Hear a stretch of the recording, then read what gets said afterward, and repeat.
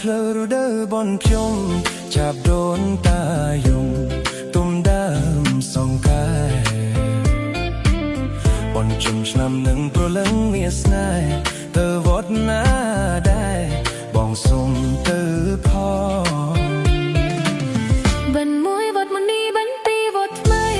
ដល់បិណ្ឌទី3ស្រីទៅជ្រោយដង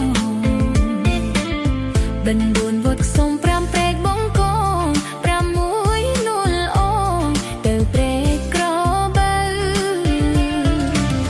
បិណ្ឌទី7ទីណាកល្យានដូនតាចែកឋានដើររកកូនចៅបិណ្ឌទី7ទៅគៀនស្វាយក្រៅជួបជុំញាតិភៅអត់ទីស្គរសល់ហូចណាស់មួយឆ្នាំបាន7វត្តដូនតាប្រាដំ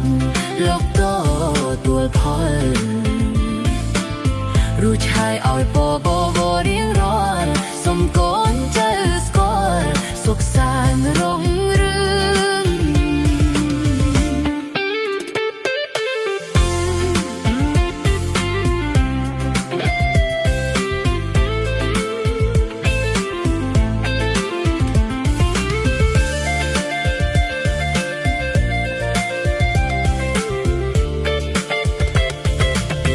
ទឹកខកាត់ផ្លូវរដូវបនជុំចាប់ដូនតាយំទុំដើមសងកាយបនជុំឆ្នាំនឹងប្រលឹងមានស្នេហ៍ទៅវត្តណាដែរបងសុំទៅផងបិណ្ឌមួយវត្តមុនីបិណ្ឌពីរវត្តថ្មីដល់បិណ្ឌទី3ស្រីទៅជ្រោយដងបិណ្ឌ4វត្តខ្សុំ5ព្រែកបងកង6នួលអងទៅព្រែកក្រ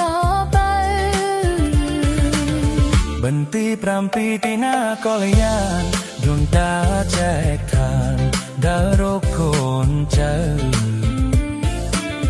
បិណ្ឌទី7ទៅគៀនស្វាយក្រៅជួបជុំញាតិភៅអត់ទីស្គរសល់ហូចណាស់មួយឆ្នាំបាន7វត្តដូនតាប្រាដុតលោកតទួលផលរួចហើយឲ្យប